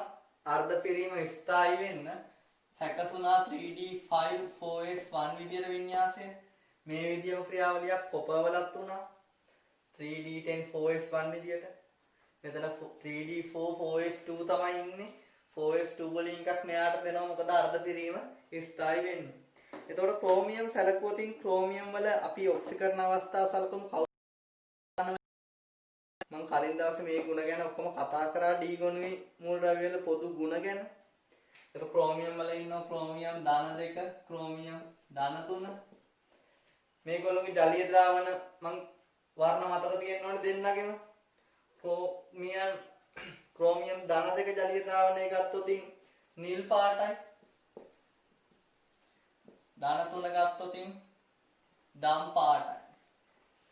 මේක නිල් දම් පාටයි කියලා තමයි කලින් නිර්දේශ තිබ්බේ. නව නිර්දේශ දම් කියලා තමයි තියෙන්නේ. එහෙනම් ක්‍රෝමියම් ධන දෙක ගත්තොත් ජලාණු 6ක් එක්ක තමයි වැදෙන්නේ හැම වෙලාවෙම. ධන දෙක හදනවා. මෙයා තමයි මේ නිල් පාට කියන්නේ. ජලීය ද්‍රාවණය. එහෙනම් මෙයා තමයි දම් පාට කියන්නේ. දැන් ඕගොල්ලන්ට රෙඩොක්ස් මතක නම් පොඩි ප්‍රශ්නයක් එන්න ඕන. මොකද අපි රෙඩොක්ස් වලදී කිව්වා ක්‍රෝමියම් ධන තුන මොන පාට කියලාද? කොළ පාට කියලානේ කිව්වේ. ඒත් දැන් මෙතන කියන්නේ දම් පාට කියලානේ. මොකක්ද ඒ වෙනස? මේ දෙක ඇත්තටම දෙකක්. අපි ක්‍රෝමියම් රෙඩොක්ස් වලදී සැලකුවේ ආම්ලික මාධ්‍යයේදී තමයි එතන ක්‍රෝමියම් ධන තුන ආවේ. ආම්ලික මාධ්‍යයේදී රෙඩොක්ස් වලදීනේ ක්‍රෝමියම් ධන තුන බවට පත් වුනේ රෙඩොක්ස් වල. එහෙනම් ආම්ලික මාධ්‍යයේදී ඉන්නවා අම්ලයේ Cl ඍණ Cl විතර ගත්තොත් Cl ඍණ ඉන්නවා. සල්ෆියුරික් අම්ලය ගත්තොත් සල්ෆේට විදියට ඉන්නවා. එහෙනම් මෙන්න මේගොල්ලොත් එක්ක ඉඳිදි තමයි ක්‍රෝමියම් ධන තුන එතනදී අර අපි කොළ පාටයි කියලා කිව්වේ. කියන්නේ උදාහරණයක් විදියට මේ ජලාණු වල ජලාණු කීපයක් වෙනකොට Cl පරමාණු දෙකක් ආදේශ වුණා කියන්නකෝ. H2O එහෙනම් 4යි. මෙයා එහෙනම් ධන 3යි Cl එකක් ඍණ 1 ඒවා දෙකක් ඍණ 2 එන සමස්ථාරෝපණය ධන 1යි. සල්ෆේට එකක් ආවා කියලා හිතන්නකෝ. Cr එහෙනම් 5යි. මෙතන ධන 3යි මෙයා ඍණ 2යි එහෙනම් ධන 1යි. මෙන්න මේ විදිහේ එක්කෙනා තමයි අපි අර රෙඩොක්ස් වලදී එන කොළ පාටයි කියලා කිව්වේ. ඒ කියන්නේ මොකද්ද? ඒක ධන ආරෝපිත ධන එක ආරෝපණය තියෙන ක්‍රෝමියම් ධන තුනේ සංගත සංකීර්ණ තමයි කොළ පාට වෙන්නේ. දැන් පැහැදිලිද වෙනස? අපි ඒකින්ද තමයි ආම්ලික මාධ්‍යදී ක්‍රෝමියම් එක්කනේ ක්‍රෝමියම් ධන තුන බවට තමයි අපත් වෙනවා කිව්වේ. කොළ පාටයි කියලා මේක කිව්වේ. එහෙනම් මෙන්න මේ විදියට සංගත සංකීර්ණ නැත්තම් ක්‍රෝමියම් ධන තුන ජලීය ද්‍රාවණයක් සැලකුවොත් ඒක දම් පාටයි. ජලයේ විතරක් පැඳලා ඉන්නවා නම් දම් පාටයි, වෙන එන ඉන්නවා නම් කොළ පාටයි. එහෙනම් මේ ටික සටහන් කරගන්න බලන්න ඉක්මනට.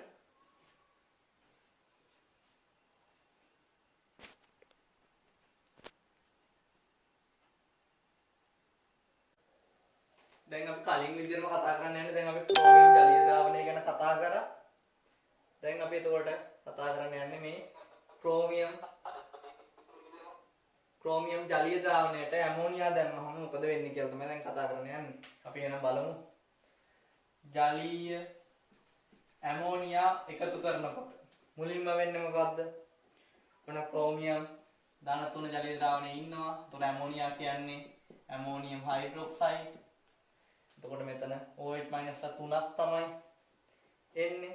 එතකොට ක්‍රෝමියම් හයිඩ්‍රොක්සයිඩ් අවක්ෂේපයක් ඇති වෙනවා. මේක කොළ පාට ජලීය ද්‍රාවණයක් තමයි.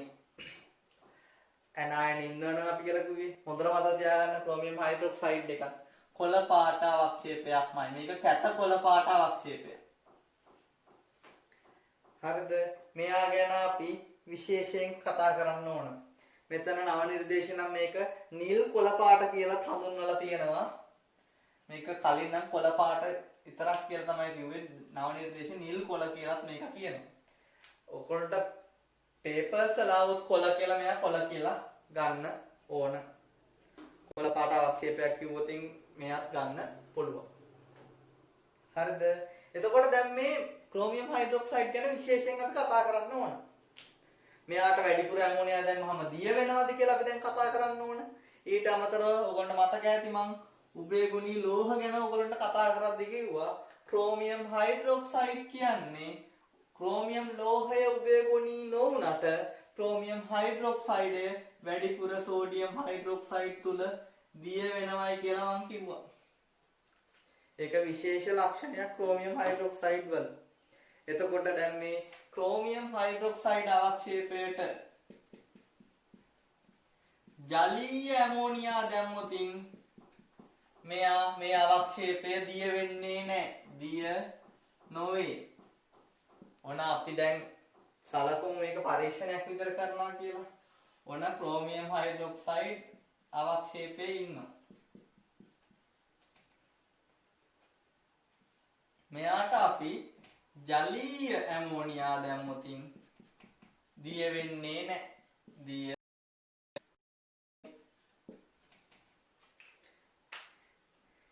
මේ ඔක්කොම මතක තියෙන්න ඕනේ.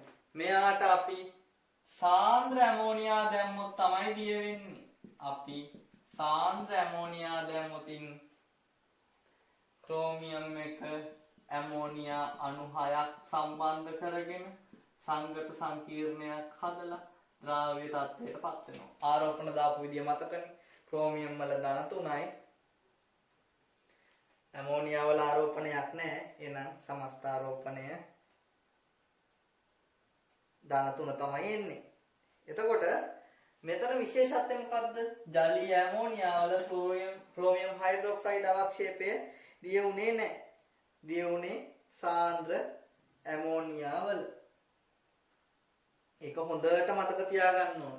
එතකොට හිතන්නකෝ මේ ද්‍රාවණයම අපි අරගෙන මේ විදියටම ක්‍රෝමියම් හයිඩ්‍රොක්සයිඩ් අවක්ෂේපයේ ඉන්න තැනට අපි සෝඩියම් හයිඩ්‍රොක්සයිඩ් දැම්මොත් මොකද වෙන්නේ? ජලීය සෝඩියම් හයිඩ්‍රොක්සයිඩ් එකතු කරනවා. මෙයා දැම්මම උනත් මෙයා දිය වෙනවා. අපි මේක ගැන කතා කරා උභයගුණී හයිඩ්‍රොක්සයිඩ් දිය වෙච්ච සංගත සංකීර්ණ ක්‍රෝමියම් එක OH එකත් එක්ක කීයක් හදනවා කියලා කිව්වේ? OH 4ක්. මේක උභයගුණී ලෝහ වල මං සෝඩියම් හයිඩ්‍රොක්සයිඩ් වල ප්‍රතික්‍රියා ඔක්කොම එක තැනකට ගත්තා පීගොනු ඉවර වෙලා. මතකයි නේ? දැන් මෙතන ක්‍රෝමියම් එක ක්‍රෝමියම් ධන 3යි. OH එකක් ඍණ 1 ඒවා 4ක් ඍණ 4 යන සමස්තාරෝපණය ඍණ 1ක් තමයි හදන්නේ.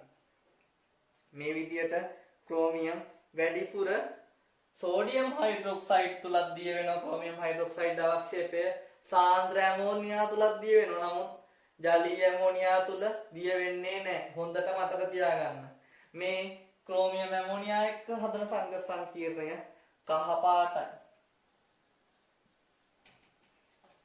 එහෙනම් ඔය ටික සටහන් කරගන්න. හොඳට මතක තියාගන්න ක්‍රෝමියම් හයිඩ්‍රොක්සයිඩ් එක ජලීය ඇමෝනියා තුල දිය වෙන්නේ නැහැ. සාන්ද්‍ර ඇමෝනියා තුල දිය වෙනවා. ඒ වගේම ක්‍රෝමියම් හයිඩ්‍රොක්සයිඩය සෝඩියම් හයිඩ්‍රොක්සයිඩ් තුල පවා දිය වෙනවා. මම දැන් කතා කරන්න යන්නේ ක්‍රෝමියම් සම්බන්ධ රෙඩොක්ස් ගැන. ඕගොල්ලන්ට ඔක්සිකරණ ඔක්සියරණ වලදී මේවා කතා කරලා ඇති. එතකොට ඒ කොටස් ආයෙ මතක් කිරීමක් තමයි මේ නැවත කරන්නේ. අපි කිව්වා ආම්ලික මාධ්‍යයේදී නම් මාධ්‍ය ආම්ලික නම් H+ ඉන්නකොට ක්‍රෝමියම්ගේ ඕන කෙනෙක් හිටියොත් හිතන්න ඩයික්‍රෝමේට් Cr2O7 මෙයා මොන පාටද? මෙයා තැඹිලි පාටයි. තව මෙයා එහෙනම් ධන 6 උපරිම ඔක්සිකරණ අවස්ථාවේ ඉන්නේ.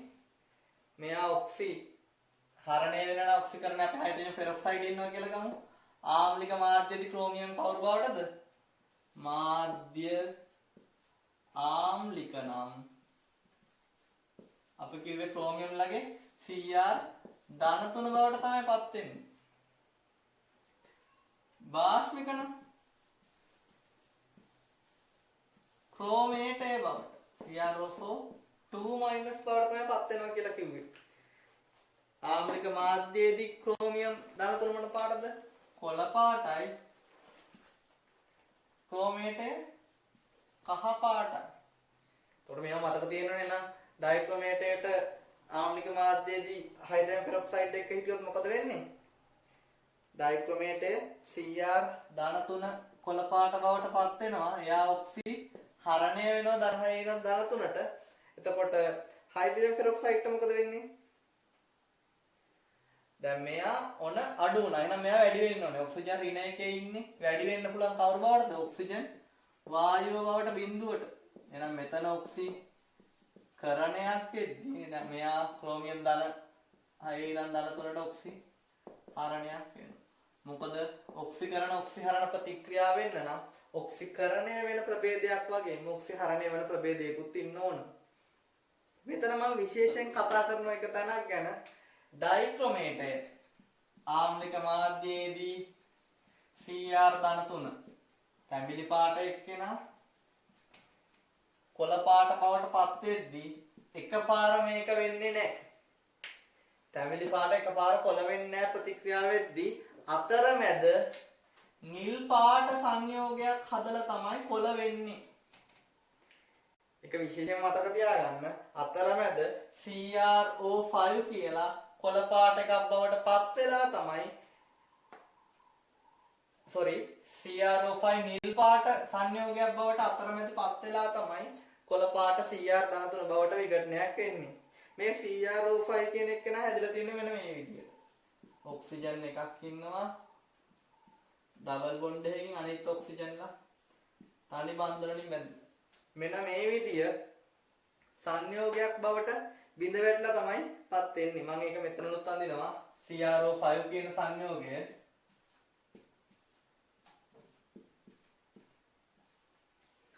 මේ සංයෝගයේ බවට පත් වෙලා තමයි කොළ පාට Cr ධන 3 බවට පත් වෙන්නේ. ඒ කියන්නේ අතරමැදි නිල් පාට වර්ණයක් ගැන දීලා තමයි කොළ වෙන්නේ. ඕවා එසේ ප්‍රශ්න පත්‍රවල වගන්ති විදියට එන්න පුළුවන්. මෙහෙම අතරමැද නිල් ගෙනත් දීලා කොළ වෙනවා කිව්වොත් අනිවාර්යයෙන්ම Cr ධන 3 බවට පත්වන ඔක්සිකරණ ප්‍රතික්‍රියා කුණේ කියලා මතක තියාගන්න ඕනේ. මේ දැන් මතක් කරේ මම රසායනික ගණනයේ පාඩමේ රෙඩොක්ස් වල තියෙන කරුණු ටිකක් තමයි මතක් කරේ. මේ ටික සටහන් කරගන්න.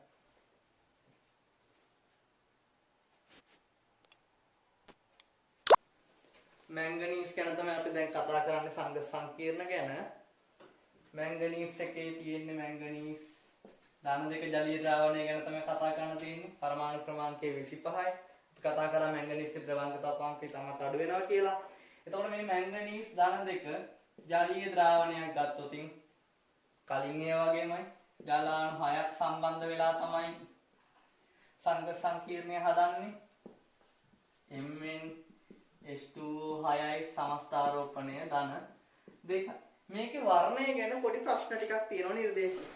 මොකද සමහරක් තැන්වල මේකේ වර්ණය ලා රෝසති කියලාත් දෙනවා. ආයේ අවර්ණ කියලාත් ඕගොල්ලෝ දැකලා ඇති. රිසෝස් බුක්කේ තැන් වල තියෙනවා. එතකොට මේක මේ ලා රෝසයි කියන්නේ සාන්ද්‍ර ද්‍රාවණයක් ගත්තොත් මැංගනීස් සාන්ද්‍රණය වැඩි නම් ලා රෝසයි තනුකන වෙන්න තමයි මේක අවර්ණ වෙන්නේ. එතකොට මේ සාමාන්‍යයෙන් මේක රෝස කියලා තමයි නිර්දේශයේ සලකන්නේ වර්ණය. නමුත් අවර්ණ කියලා සමහර තැන්වල යෙදিলা තියෙනවා. ඒ වෙන්නේ තනුක වුණොත් තමයි ගොඩක් මේක අවර්ණ වෙන්නේ.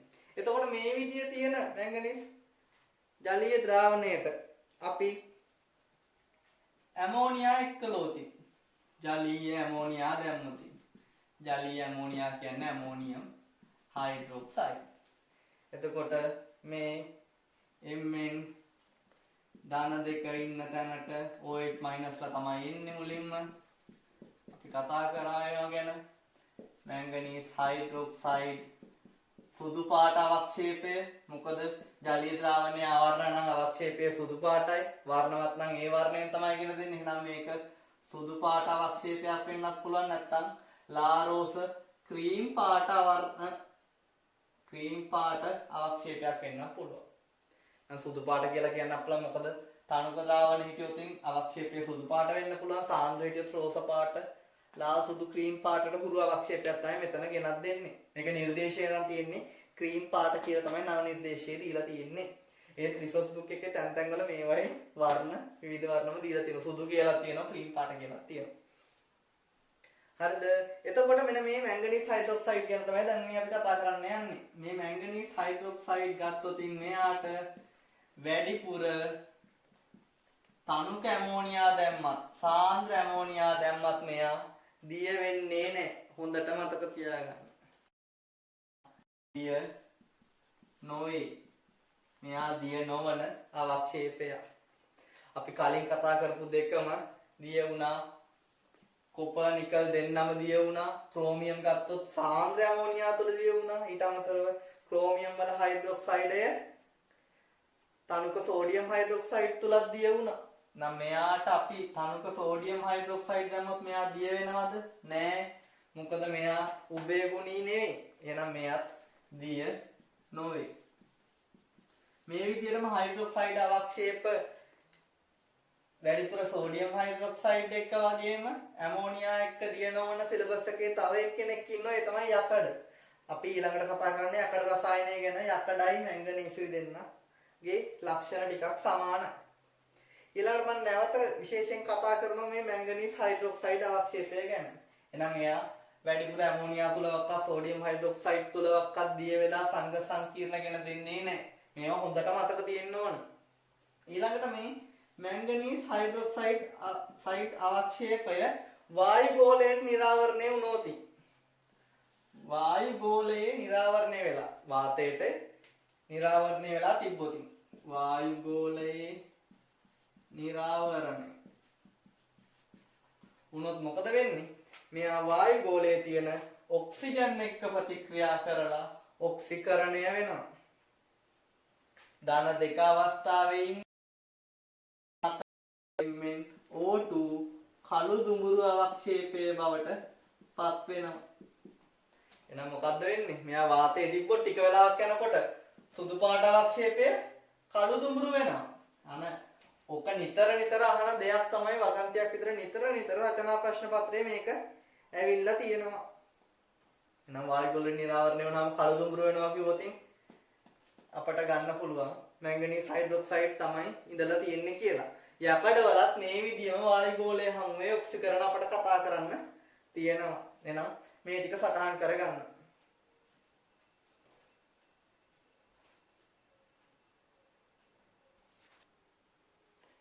මැංගනීස් වල විවිධ ඔක්සිකරණාංක වලට උදාහරණ දැනගන්න ඕන. මොකද මොනවා හරි ඩී ගුණේ රසායනයක් આવොත් එයාගේ මැංගනීස් වල ඔක්සිකරණ අංක සඳහා උදාහරණ මේක මම එදත් කතා කරා. අපි එදා කිව්ව නේද? ආම්ලික බාෂ්මික උදාසීනතා කතා කරා. ඩී ගුණයේ ආම්ලික සංයෝගයක් ඉන්නවා. බාෂ්මික අයත් ඉන්නවා. උදාසීනත් ඉන්නවා කියලා කතා කරා. මැංගනීස් වල උපරිම ධන 7 ඉන්නවා පර්මැංගනේට්. මෙයා මොන පාටද? දම් පාටයි. මේ වර්ණ හොදට පුළුවන් වෙන්න ඕන. ධන 6න් ඉන්නවා මැංගනේට්. මේ ඕලෙල් වලත් මේ ටික ආවා. එයා මොන පාටද? කොළ පාටයි. ඊට පස්සේ ගත්තොත් ධන 6 ධන 5 එච්චර ඔයගොල්ලන්ට හුරු නැතුව ඇති. MnO3- මෙයා ගත්තොත් නිල් පාටයි. මේක නම් එච්චර ඕන නැහැ. මම ඒත් ඔක්කොම ටික දෙනවා ඔයගොල්ලන්ට. ධන 4 ගත්තොත් අපිට කලණු සම්බන්ධ වුණා MnO2 කළු දුඹුරු අවක්ෂේපය. මෙන්න මෙයා තමයි අපි කිව්වේ මෙදා ඩී ගුණය පටන් ගත්ත දවසේදී අපි කිව්වා මෙයා උදාසීනයි. මෙයාට වඩා ඔක්සිකරණාංකය වැඩි කට්ටිය එතකොට ආම්ලික වෙනවා. අඩු කට්ටිය බාෂ්මික වෙනවා. මොකද ඕනම සංයෝගයක මුල් ද්‍රව්‍ය ආම්ලිකතාවය වැඩි වෙනවා කියලා අපි දන්නවා. එතකොට ධන 3 ගත්තොත් හයිඩ්‍රොක්සයිඩයක් විදිහට ඔයගොල්ලන්ට මතක තියාගන්න පුළුවන් MnOA ත්‍රයිස් එක. ධන 2 සැලකුවොත් අපි කරුණුත් කතා කර මැංගනීස් හයිඩ්‍රොක්සයිඩය. මෙයා දුඹුරු පාටයි. මෙයා අපි කරුණුත් කතා කරා මෙයා සුදු ක්‍රීම් පාටට හුරු අවක්ෂේපය. එතකොට මේ දෙන්න ගත්තොත් බාෂ්මිකයි මෙයා උදාසීනයි මේගොල්ලෝ ආම්ලික තත්ත්වයට යනවා කියලා කතා කරා එදා. මේ ටික සටහන් කරගන්න. මොකද ප්‍රශ්න අහන්න පුළුවන් මැංගනීස් වල ඔක්සිකරණාංක සඳහා උදාහරණ දෙන්න කියලා. එතකොට හැම ඔක්සිකරණාංකයකටම උදාහරණ දීලා ඒවා වර්ණ අහන්නත් පුළුවන්. පාස් පේපර්ස් වල අහලා තියෙන දෙයක් සටහන් කරගන්න.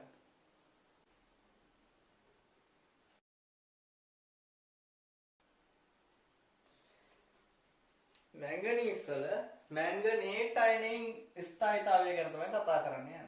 MnO4 2- ස්ථායීතාවය. මොකද අපිට මේක ගැන කතා කරන්නත් තියෙනවා, තව කතා කරන්න තියෙනවා මැංගනීස් වල ප්‍රතික්‍රියා ශ්‍රේණිය. ප්‍රැක්ටිකල් ටිකක් තියෙනවා සිලබස් එකේ දීපු. ඒ ටිකත් කතා කරන්න යන්න ඕන. මෙන්න මෙයා මැංගනේට් MnO4 2- එක ස්ථායී වෙන්නේ ස්ථායි වන්නේ බාෂ්මික හා උදාසීන මාධ්‍යයේදී. කොහොමද මතක තියාගන්න? නමුත් රෙඩොක්ස් වලදී නම් මැංගනීස් එක්කෙනෙක් ආවේ මොනවටද MnO2 බවට. MnO2 තමයි භාෂ්මික මාධ්‍ය මේ.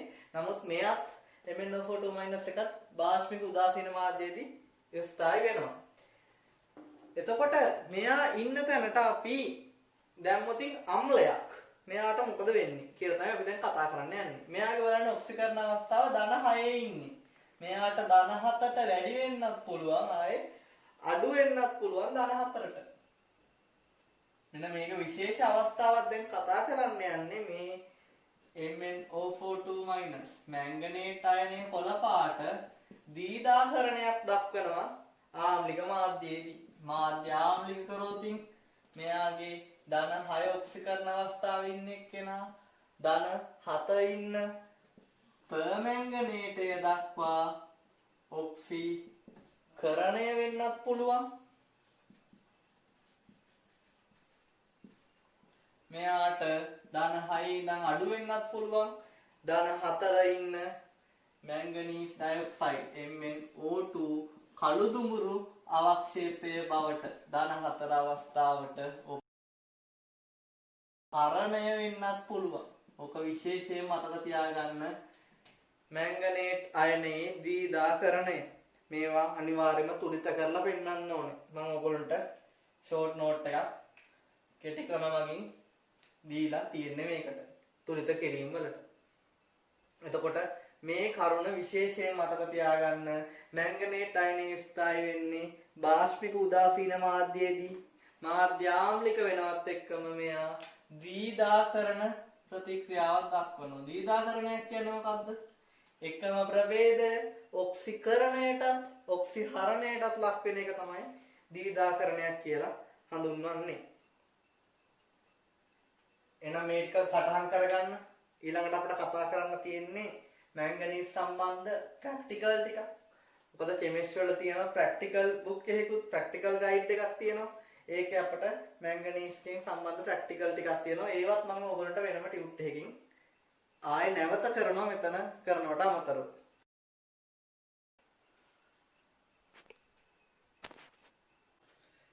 දැන් එහෙනම් මැංගනීස් වල විවිධ ඔක්සිකරණ අංක හඳුනා ගැනීමට කරන පරීක්ෂණ මාලාවක් තමයි කතා කරන්න යන්නේ. ඔන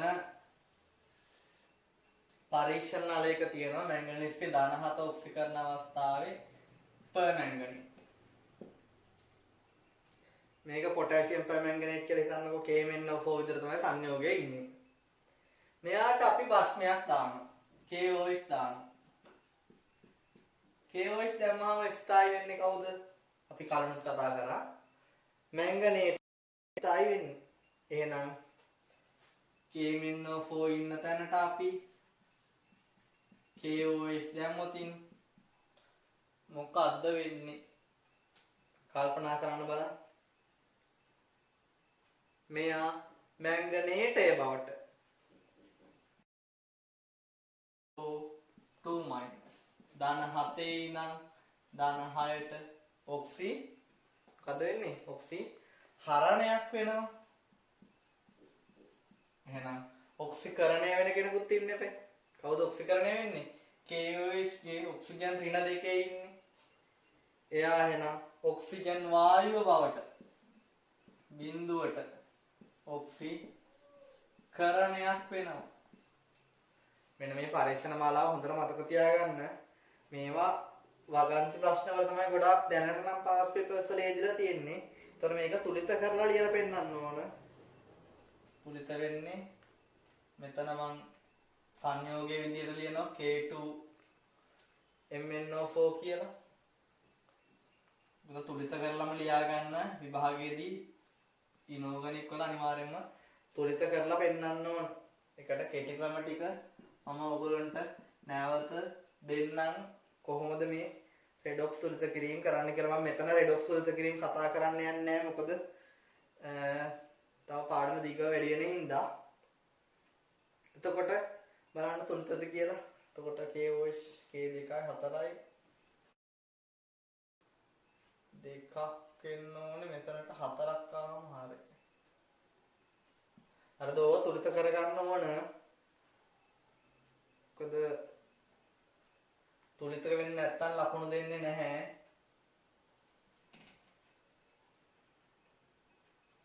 දැන් එතකොට ඊළඟට දැන් මේකේ ඔයගොල්ලන්ට මතක තියාගන්න ඕන නිරීක්ෂණ විතරයි. දැන් මම මේ සමස්ත ප්‍රතික්‍රියා විදිහට මේක තුලිත කර ගියාට ඔයගොල්ලන්ට මතක තියෙන්න ඕනේ අනිවාර්යෙන්ම ධන 7 ඔක්සිකරණ අවස්ථාවේ ඉන්න පර්මැංගනේට් KOH දැම්මම ධන 7 ඉඳන් එයා ධන 6 මැංගනේට් යනවා.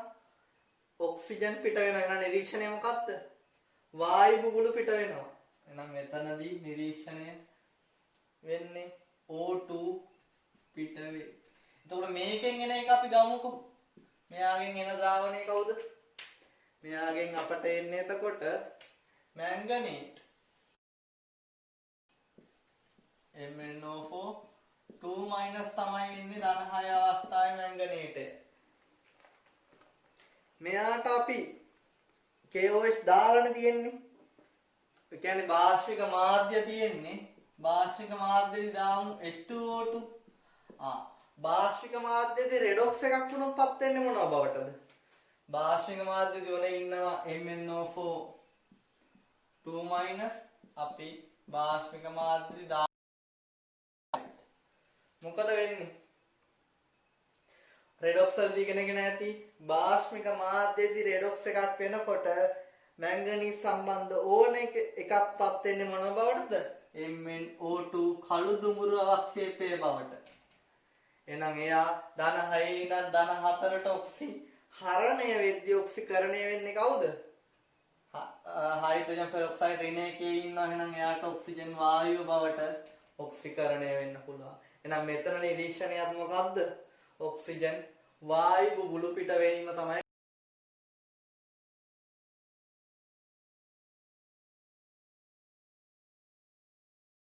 ඉවරයි. දැන් ඊළඟට ඔන්න ධන 4 MnO2 අපි ගන්නවා. දැන් ධන 2ට යන්න ඕනේ අපි. ඔන්න කළු දුමුරු අවක්ෂේපය MnO2 ධන 4 ඉන්නවා. මෙයාට අපි මොකද කරන්නේ? මෙයාට අපි දැන් මාධ්‍ය ආම්ලික කරමු. HCl දාමු. මොකද ආම්ලික මාධ්‍යදී තමයි කවුද? ආම්ලික මාධ්‍යදී ස්ථායි වෙන්නේ. Mn ධන 2. එහෙනම් ඔන MnO2 ඉන්නවා. මෙයාට අපි HCl යොදනවා. මෙයා ධන 4 ඉඳන් ධන 2 Mn ධන 2 බවට ඔක්සිහරණය වෙද්දී HCl වල Cl ඍණ එකේ ඉන්නේ. එයා Cl2 බිඳුව අවස්ථාවට ඔක්සිකරණ අවස්ථාවට ඔක්සිකරණය වෙනවා. එහෙනම් රෙඩොක්ස් එක හරි. දැන් අපි එතකොට කතා කරා ඔක්කොම මැංගනීස්ගේ ඔක්සිකරණ අවස්ථාවල විචලනයන් ගැන. එහෙනම් එතන නිරීක්ෂණය මොකද්ද? ක්ලෝරීන් වායු බුබුලු පිටවීමක් වෙනවා. ක්ලෝරීන් පිට වෙනවා. අපට ක්ලෝරීන් කියලා අඳුර ගන්න බෑ. අපට පේන නිරීක්ෂණය තමයි වායු බුබුලු පිටවීම. ඔය ඉනෝගනික් ප්‍රශ්න වල අහනවා නිරීක්ෂණ මොනවද කියලා. එතකොට අපට කියන්න පුළුවන් වෙන්නේ වායු බුබුලු පිටවීම. වර්ණවත් අවක්ෂේපයක් නම් ඒකේ මෙතන නම් කළු දුමුරු අවක්ෂේපයක් ඇතිවීම. එහෙනම් මේ ප්‍රතික්‍රියා තුන හොඳට මතක තියාගන්න. මැංගනීස්ගේ විදොක්සීකරණාංක හඳුනා ගැනීමට කරන පරීක්ෂණ මාලාව තමයි මේ. ඒකේ ධන 7 ඉන්න අවස්ථාවට භස්මයක් දැම්මොත් භාෂ්මික මාධ්‍යදී ස්ථායී වන මැංගනේට් අයනය ලැබෙනවා කොළ පාට. නිරීක්ෂණයේ ඔක්සිජන් වායු බුබුලු පිට වීම. එතකොට ධන 6 එක්කෙනාට අපි භාෂ්මික මාධ්‍යදී රෙඩොක්ස් එකක් වෙන්න හයිඩ්‍රජන් පෙරොක්සයිඩ් දැම්මොතින් භාෂ්මික මාධ්‍යදී රෙඩොක්ස් එකදී ස්ථායී වෙන්නේ MnO2 කියලා ඔයගොල්ලෝ දන්නවා. මැංගනීස් ඩයොක්සයිඩ් කියලා කළු දුමුරු අවක්ෂේපයේ බවට පත් වෙනවා. මෙයාට එතකොට ආම්ලික මාධ්‍ය ඇති කරෝතින් ආම්ලික මාධ්‍යදී ස්ථායී වෙන්නේ Mn ධන 2. ඒකත් ඔයගොල්ලෝ රෙඩොක්ස් වලදී ඉගෙනගෙන ඇති. එහෙනම් මේ ටික සටහන් කරගන්න. මේ ටික අනිවාර්යයෙන්ම මතක තියෙන්න ඕනේ, අත්‍යවශ්‍යයි. මොකද මේ ටික හුඟක් කතා වෙන්නේ නැති ටිකක්. ඔයගොල්ලන්ට හුරු නැති ටිකක් තමයි මේ ටික සටහන් කරගන්න.